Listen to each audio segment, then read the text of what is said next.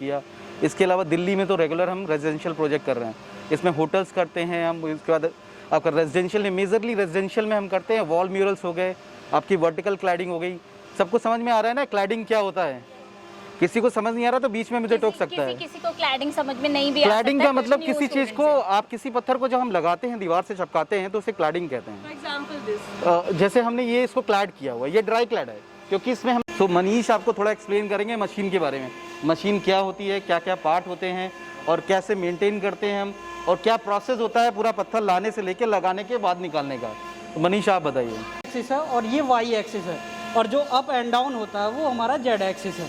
ये हमारा ये जो इसमें टूल हम कटिंग के लिए यूज़ करते हैं, ये डायमंड के टूल हो। जितनी डायमंड की कटिंग लेंथ है 20 mm, वो ख़त्म नहीं हो जाती तब तक ये टूल यूज हो सकता है। जबकि और ये दूसरे टूल है इलेक्ट्रोप्लेटिंग और वैक्यूम ब्रेस जो है, ये एक बार रब्ड होने के बाद, ये सब एक बार रब्ड होने के बाद ये ख़राब हो जाते हैं, इनको हम दोबारा यूज़ नहीं कर सकते हैं।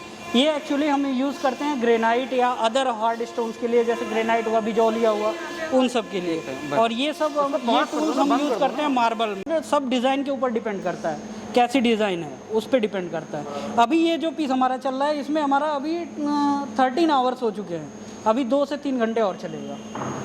15-16 घंटे विल टेक एक पत्थर पे डिज़ाइन बनने की। प्रोडक्ट यहाँ से फाइनल मशीन से उतर जाता है तो उसको हम पहले सुखाते हैं। सुखाने के बाद सबको सुनाई दे रहा है? नहीं, इसको हम सुखाते हैं। जब ये पूरा तरह से ड्राई हो जाता है फिर हम अपनी गाड़ी मंगाते हैं और जहाँ जाना होता है वहाँ जाते हैं। वहाँ जा कर के फिर इसका एज कटिंग होता है। सबसे पहले ये जो ऑर्डर दिया हुआ है इससे पहले कट के तैयार होता है। कटने के बाद में इसकी वॉशिंग होती है, धुलाई होता है। धुलाई के होने बाद उसको हम वॉल पे फिक्स करते हैं। ये हम यहाँ से प्रतिक्रिया है। मैं थोड़ा डिटेल करके बोलता हूँ। मिश्रा जी वैसे तो एक्सपीरियंस 25 साल का है स्टोन इंडस्ट्री का, लेकिन पब्लिक स्पीकिंग का एक्सपीरियंस इनका शायद 1 दिन का है, तो इसलिए थोड़ा सा नर्वस हैं। ये जो स्टोन है, स्टोन जब वहाँ से उतरता है तो हम ड्राई होने तक वेट करते हैं। 1 से 1.5 दिन लगता है क्योंकि इसकी पोरोसिटी जो होती है मोर देन 50% होती है। कितनी परसेंट होती है? हाँ, क्योंकि इसमें सिलिका, मैंने ऐसा बोला है, सिलिका की मात्रा ज़्यादा होती है, यानी बालू जो रेता जिसे बोलते हैं उसकी मात्रा बहुत ज़्यादा होती है। इसके लिए वाटर अब्जॉर्व करता है, ज़्यादा से ज़्यादा वाटर अब्जॉर्व करता है। तो मोर देन 50%, कभी कभी 90%, मतलब पानी आप जितना डाल रहे हैं, 1 लीटर पानी डालेंगे तो 900 ml पी लेगा पर स्क्वायर फीट पे वो होता है। ठीक है। सो इसके बाद जो इसमें यहाँ पे हम देखते हैं कि इसमें कोई फिनिशिंग में प्रॉब्लम तो नहीं है। जैसे ये एज है, इस तरह की एज को हम क्लीन करते हैं, ये हाथ से बाई हैंड क्लीन होते हैं। तो जहाँ भी अगर हमें इशू नज़र आ रहे हैं, क्योंकि कभी कभी क्या होता है मशीनरी है और मशीनरी कभी बंद हो जाती है, तो कभी टूल के निशान आ जाते हैं, कभी कुछ ऐसे मार्क आ जाते हैं, तो हम मैनुअली इसको रेक्टिफाई करते हैं, हाथ से उसकी फिलिंग करते हैं, इससे केमिकल मिला के इसको फिलिंग करते हैं। फिर ये जब रेडी हो जाता है तो एक बार हम पीस फ्लोर पर बिछा के देखते हैं। ड्राइंग्स कहाँ हैं? ये दीपक ने पूरा डिज़ाइन करता है डिज़ाइन, और हम प्लान करते हैं कि हमको जॉइंट कहाँ लेने हैं, तो हम जॉइंट अकॉर्डिंगली इस तरह से प्लान करते हैं कि जॉइंट्स हमें कहाँ प्लान करने कम से कम विजिबल रहे। क्योंकि इंडिया में जब भी आप किसी साइट पे जाते हैं या क्लाइंट से मिलते हैं तो लोग कहते हैं जॉइंट कम से कम नज़र आने चाहिए। आप यूरोप में देखेंगे, यूएसए में देखेंगे, वो जॉइंट्स को हाईलाइट करते हैं, वो वहाँ पे ग्रुप ले लेते हैं, वी ग्रुप ले लेते हैं। वी ग्रुप समझ में आ रहा है आप सबको? नहीं समझ आ रहा है? वी शेप में होता है, डेप्थ में आपको ग्रुप करना है। हमारे पास सैम्पल है कोई?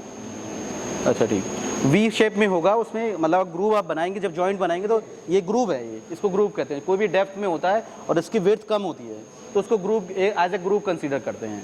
तो ग्रूव से ग्रूव जब मिलाते हैं तो यहाँ पे जो वी एक शेप वी शेप क्रिएट होगा, तो उसको वी ग्रूव कहते हैं। एक जॉइंट से दूसरे के बीच में वी ग्रूव। लेकिन इंडिया में ऐसे नहीं होता। इंडिया में कहते हैं कि जॉइंट नहीं होना चाहिए, दिखना ही नहीं चाहिए। तो हम लोग प्लान करते हैं जॉइंटिंग, इसीलिए स्मार्टली प्लान करते हैं कि ऐसे जॉइंट है। प्लस हमको ये भी देखना होता है कि वेस्टेज हमें मिनिमम से मिनिमम रखनी है। फिर भी अगर हम एक पैनल बनाते हैं 100 स्क्वायर फीट का, तो 30 से 40% वेस्टेज आती है।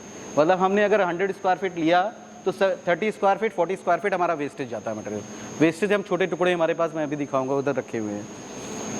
फिर नेक्स्ट स्टेप जब आता है, जॉइंट की बात क्यों कर रहे हैं? टूटने की डर से जॉइंट की बात क्यों की है यहाँ पे? जॉइंट की बात इसलिए हो रही है, अगर आपको बड़ी वॉल पे क्लैडिंग करना है, आप एकदम पूरा इतनी बड़ा नहीं लेके जा पाते ना आप साइड पे, तो आपको उसको ब्रेकअप करके ले जाना होता है। अदरवाइज तो रास्ते में टूट जाएगा। 20 फुट बाय 20 फुट का तो पैनल नहीं ले जा सकते अगर कहीं पे बड़ा लगाना है, तो वो पीसेस में बनेगा और साइड पे जाकर के ज्वाइन होगा।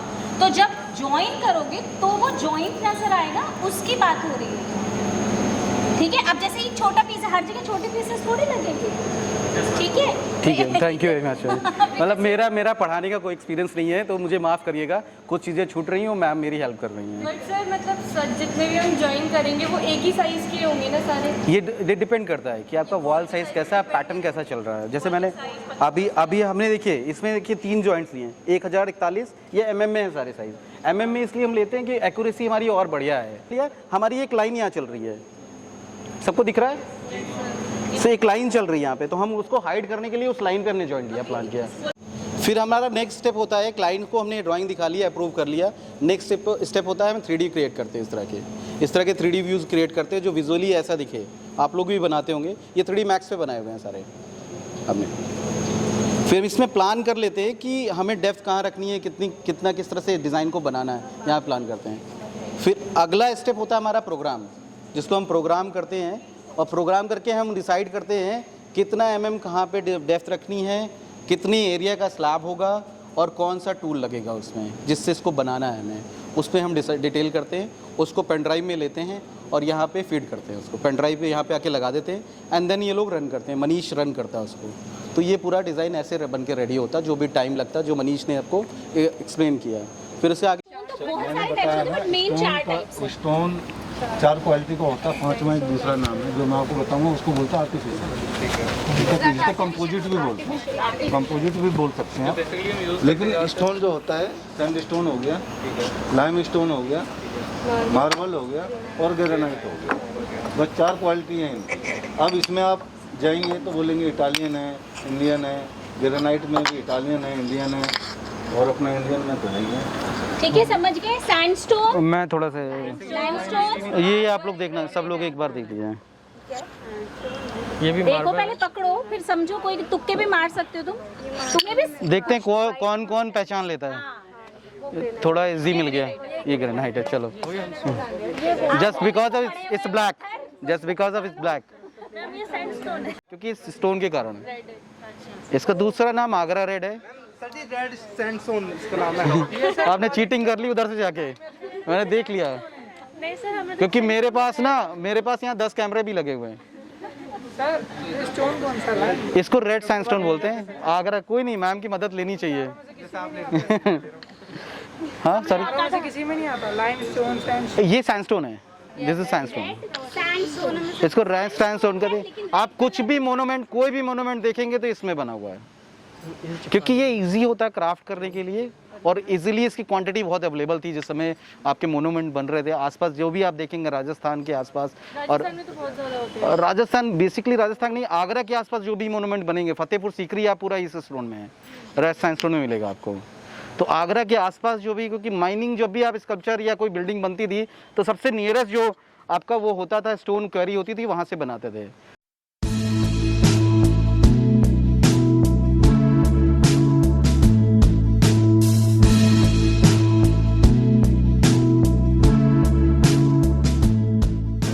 मॉल में आप जाते हो ना, तो जाके दीवारों को, फर्श को, सीलिंग को देखो। बिल्कुल, हाँ, कितना बड़ा लेवल बहुत का बना। राइट वर्ड यूज़ किया है। इनले को कारपेट भी बोलते हैं, इनले कारपेट बोलते हैं इसको, ज़्यादातर इनले स्टोन कारपेट बोलते हैं। तो अगर थोड़ा सा लेमन टर्म में जो लोग समझ पाएँ, उसको कारपेट ही बोलते हैं, स्टोन कारपेट बोलते हैं। तो इस तरह से होता है। और कुछ रह गया जो कवर नहीं किया अभी? वो जो सबसे ज़्यादा अटेंटिव लग रहे थे, क्योंकि हाइट भी ज़्यादा इनकी, तो देखने में सारे एंगल से दिख रहे थे। सर आपने बताया कि ग्रेफाइट ज़्यादातर और पॉलिशिटी के लिए। अब पढ़ रहे हो क्या इसमें से? तेज बोलो। सर आपने बताया ग्रेफाइट जो है मेनली पॉलिशिटी के लिए यूज़ होता है। ग्रेनाइट। उसके बाद सर आपने बताया पोरोसिटी में हाईएस्ट है सैंडस्टोन, और जो मतलब जो जिसकी लो कैपेसिटी वाली वो लाइमस्टोन की भी होती है। उसके बाद आपने थोड़े बहुत स्टोन्स अपने एग्जाम्पल के लिए उसके लिए वीडियो बनाई थी, आपने वाटर रख के रखा। तो आपने बताया कि थोड़ा नॉर्थ से था तो उसमें थोड़ा, लेकिन थोड़ा एब्जॉर्ब कर रहा था, ज़्यादा नहीं कर रहा था। आपने जैसे एग्जाम्पल देती। तो आप लोग कितने नंबर देंगे इनको 10 में से? देखो पास नहीं कर रहे हैं आप। बाकी के 5 बताने पड़ेंगे। ऐसा ही है।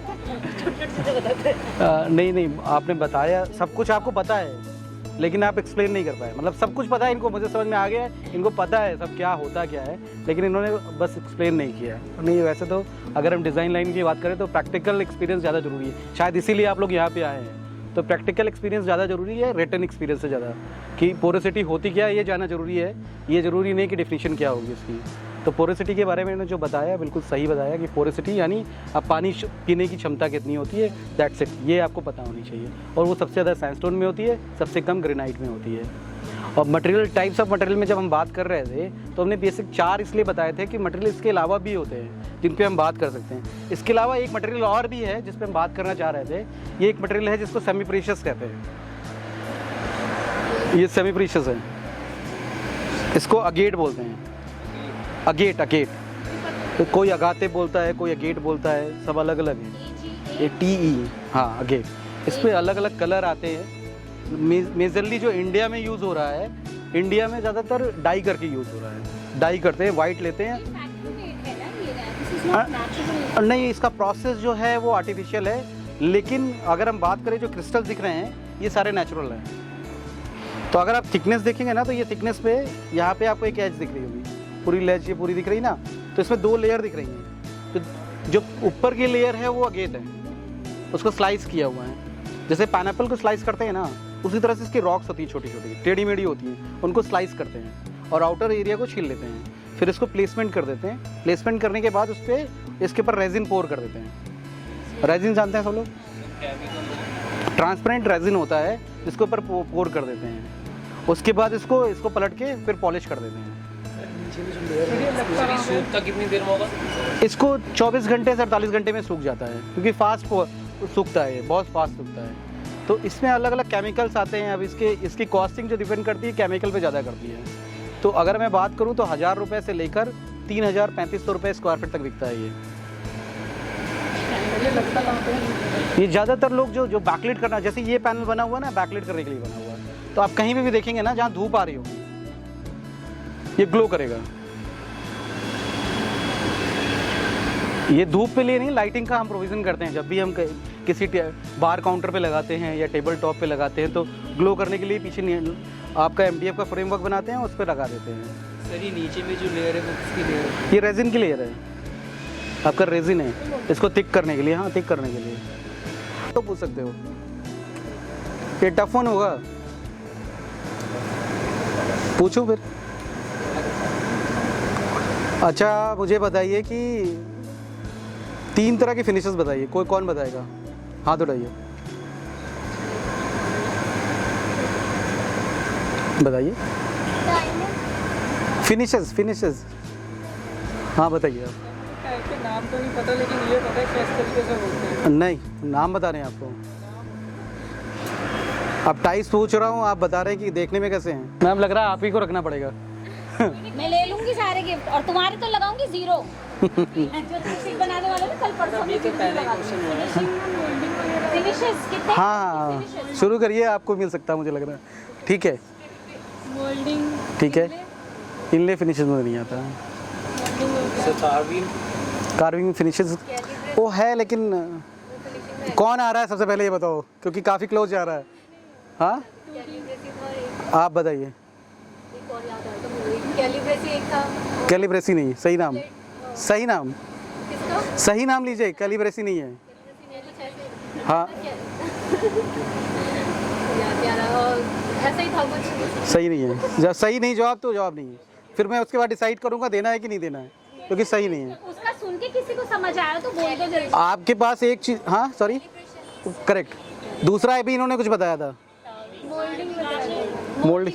मोल्डिंग वो हो गया, वो आगे आपसे निकल गया, उनके हाथ में आ गया। मोल्डिंग, कैलिब्रेशन, सारी करेक्ट। चलो स्प्लिट, विभा ये इनका एक नाम नोट कर लेना। ऋतु के लिए तालियां बजाएंगे। ऋतु, मैम को दो। मैम एक सेकंड, मैम आप दीजिए। अरे आप दीजिए। नहीं आप, मेरी विभा दे। विभा आ जाओ।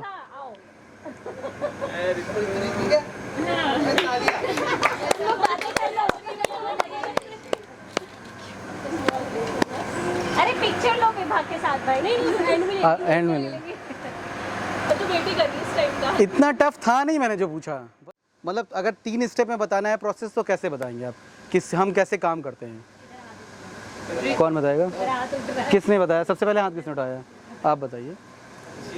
बस 3 स्टेप यूज़ करने हैं कि कैसे आप करते हो। हाथ उठाए ट्राई करो क्वेश्चन पूछते CNC ही। पे मार्बल पहले हम एक्स वाई से सेट करते हैं अपने मार्बल को सेट किया जाता है। देन उसमें हम अपना डिज़ाइन सेट करते हैं कि वो किस डिज़ाइन पे वो बनने वाला है। प्रोसेस गलत कर दिया आपने, फिर से बताइए। पहले हम डिज़ाइन सेट करेंगे, हाँ हाँ हाँ हाँ मार्बल सेट करेंगे, ठीक है। फिर उसके बाद हम अपना वो कौन सा वाला वो स्टिक मतलब क्या कहते हैं उसको, डायमंड। 3 स्टेप पूछा था लेकिन आप बताइए, ठीक है मैं समझ जाऊंगा, बताइए। डायमंड विथ तो हम सेट करेंगे कि हमें कौन सी किस तरीके से लेना है। देन फिर हम सेट करेंगे कि 2 डायमेंशन बनना है या 3 डायमेंशन बनना है और चेक करते रहेंगे। अभी पूरा नहीं हुआ प्रोसेस, बताना चाह रहे हैं अभी है टाइम, बताना चाह रहे हैं। 2 स्टेप हो गए हैं और आखिरी बच रहा है, एक बार टाइम, एक थोड़ा सा टाइम दे दो। इतना डिजर्व करती, पहले हाथ उठाया उसने। जल्दी बोल तो थर्ड स्टेप। थर्ड अब उसको क्या घर में रख लूंगा मैं? फिर उसको सुखाओगे, मतलब उसको हटा के सुखाओगे, फिर जहाँ जाना है फिर लगा पेस्ट भी तो पूरा प्रोसेस तो यही हुआ ना, design, execute and install. Simple, वही बोला उसे, थोड़ा मदद कर दी मैंने, cheating. Design, execute and install, वो प्रोसेस मतलब 3 स्टेप में अगर करना है तो ये स्टेप सिंपल से स्टेप है। आप डिज़ाइन करोगे, एग्जीक्यूट करोगे, बना लोगे, यानी एग्जीक्यूशन में आपका सफाई भी आ जाता है, कैसे बनाते हैं वो आ जाता है, फिर उसके बाद इंस्टॉलेशन आ जाता है। तालियां। सुनो, सर का क्वेश्चन खत्म ना हो कि पहले हाथ उठ जाए, समझ गए? शर्मा स्टोन का बताएंगे नाम, इसमें ये जरूर ऐड करेंगे। 2 में सेमी प्रेशियस का नाम बताने हैं, जिसको इसमें ये भी ऐड, हाँ सेमी प्रेशियस हाथ उठा के ऐसे इसको बोलना। जरूर ऐड करेंगे, और एक सेमी प्रेशियस और बताएंगे। बताइए। हाथ उठाओ पहले, जिसको बोलना मैंने है। ग्रीन कलर का भी नाम लिया था। बहुत बढ़िया, ये नहीं है लेकिन। तालियां बजाइए इनका एफर्ट कि इन्होंने कलर पहचान लिया। और बताइए कोई और नाम? हाँ तुमने सबसे ज्यादा, मतलब तुमको मैं देख रहा था, इतना अटेंटिव थे, लेकिन तो फिर भी तुमने नहीं बता पा रहे। आशीष, इसके तो नंबर कटनी चाहिए मैं बाद में। डंडे से मारूंगी मैं। कोई बताए Semi-precious स्टोन के नाम बताने हैं, जिसमें से ये इंक्लूड करना है, एक ये इंक्लूड करना बहुत जरूरी है। पहले जो याद है वही बोल लो, हाथ उठा के। एक तो बताओ यार, एक तो एफर्ट करो, एक का तो बताओ, कोई एक तो बताओ। चीटिंग ही कर लो, बगल में खड़ी हुई है, किसी से भी चीटिंग करो। चीटिंग जब तक चीटिंग नहीं होती, जब तक पता ना चले किसी को। तो हिंट इतना बहुत है, देख लेना किसी के पास डबल ना चला जाए। मैं इस बात से डर रहा हूँ, 2 लोग हैं, इनके पास डबल भी हो सकता है। ज्यादा अच्छे से सुन रहा, उसको डबल मिल जाएगा। आशीष, खाना खा के तेरी सारी मेमोरी मिट गई। अच्छा, बहुत सरल नाम है, लैपीज लजूली नाम है इसका। लैपीज लजूली याद कर लो, लिख लो। अगर आप लैपीज भी बता देते तब भी मैं कंसीडर कर लेता उसको। 5 मिनट में एक्सप्लेन कर सकता है। समराइज करना है। हाँ समराइज करना है।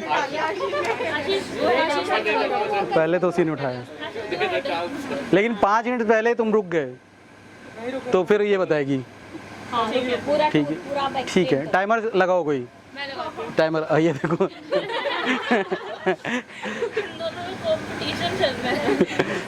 मैम जब हम यहाँ पे एंटर हुए थे तब हमने सबसे पहले मशीन के बारे में जाना, जो कि हमारी मशीन का नाम CNC मशीन है, जिसके अंदर हम सैंड स्टोन पे डिज़ाइन बनाते हैं। तो सबसे पहले हम उसके अंदर डिज़ाइन सेट करते हैं और पत्थर को एक्स एक्सिस और वाई एक्सिस और जेड एक्सिस के अकॉर्डिंग सेट करते हैं पत्थर को।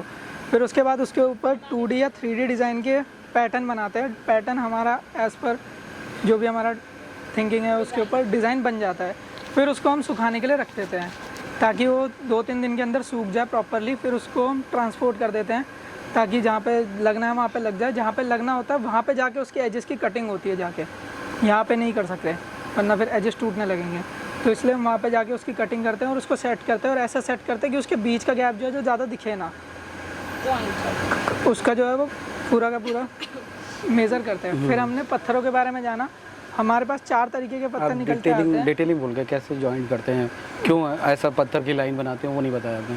जो पत्थर जो हम ज्वाइन करते हैं तो उसके अंदर हम फिलिंग करते हैं। नहीं, जॉइंटिंग ड्राइंग के आपने जॉइंटिंग डिटेल, जॉइंटिंग डिटेल क्यों ऐसी लेते हैं, क्यों बनाते वो हैं। हम जॉइंटिंग डिटेल इसलिए ऐसी लगाते हैं ताकि वो पूरा का पूरा जो टुकड़े हैं ना, वो टुकड़े ना लगे, पूरा का पूरा एक पूरा डिज़ाइन लगे, पूरा वन पीस लगे वो, इसलिए हम करते हैं। फिर हमने पत्थरों के बाद जाना, हमारे पास 4 तरीके के होते हैं। लाइमस्टोन होता है, सैंडस्टोन होता है, ग्रेनाइट होता है, और एक हमारे पास मार्बल होता है। तो फिर उसके बाद हमने उनके बारे में डिस्क्रिमिनेट करा। जो सैंडस्टोन होता है वो सबसे ज़्यादा पानी एब्जॉर्ब करता है, तो उसको हम सूखने के लिए ज़्यादा टाइम लगाते हैं।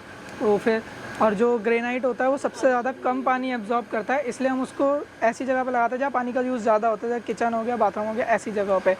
फिर उसके बाद हमने आगे बढ़े थे, हमने डिज़ाइंस के बारे में देखा। 2D डिज़ाइंस होते हैं, 3D डिज़ाइंस होते हैं। 3D डिज़ाइंस को हम ज़्यादातर मोल्डिंग के तरीके लिए बनाते हैं, और दूँ क्या अलग अलग ये हमारे साथ जैसे ये डिज़ाइंस हो जाते हैं, हमारे पास विंडो हो जाती है। ये 2D में भी बना सकते हैं हम, 3D में भी बना सकते हैं, वो हमारे कस्टमर के ऊपर, वेंडर के ऊपर डिपेंड करता है। फिर उसके बाद हमने डिज़ाइंस देखे, उसके बाद हमने प्रोसेस सीखे, पॉलिशिंग कैसे होती है, और हमने वो भी देखा था कि कितने तरीके के केमिकल्स हम यूज़ करते हैं। 2 कंपनी सर ने दिखाई, एक अकारी दिखाई थी, अकीमी दिखाई थी। अकीरा याद है आपको। हाँ, अकीरा के अकीमी याद है सर, वो याद है। वो पॉलिशेस दिखाए, कंपनी केमिकल्स दिखाए थे जो कि लगाते हैं, उससे जो पानी एब्जॉर्प्शन होता है वो कम हो जाता है थोड़ा। करेक्ट। तो फिर हमने इसके बारे में जाना। ये डिज़ाइंस होते हैं, मार्बल्स के ऊपर हम डिज़ाइन बनाते हैं, इले बोलते हैं इसके प्रोसेस को, जिसके अंदर हम थोड़ा 1 या 6-5 mm का थोड़ा गैप बना के उसके अंदर हम दूसरे तरीके के स्टोन्स भरते हैं, फिर उसको पॉलिश किया जाता है। फिर आगे आगे आए तो हमने पॉलिशेस के बारे में देखा कि हम पॉलिशेस कैसे करते हैं। उसके लिए हमारे पास टूल्स होते हैं, हमारे पास जो उसको बट्टी बोलते हैं, उसका यूज़ करके उसको हैंड मशीन पर लगाया जाता है, और पॉलिशिंग को जो फ्लैट सरफेस होता है तब उसके ऊपर रख के उसको पॉलिश किया जाता है। और पॉलिश करने से पहले हम एक पाउडर लगाते हैं, जिसे इटालियन पाउडर बोलते हैं, इटालियन पाउडर, पॉलिश पाउडर बोलते हैं। उसको लगा के फिर उसको पॉलिश की जाती है, और पॉलिश के अलग अलग स्टेप होते हैं, अलग अलग नंबर के वो बट्टी आती है। तो अगर हमने वो प्रोसेस अगर अच्छे से नहीं किया तो पॉलिशिंग उतने अच्छे से नहीं आ पाएगी। फिर हमारा क्वेश्चन सेशन शुरू हो गया था। 5 मिनट से ज़्यादा हो गए। Thank you ma'am.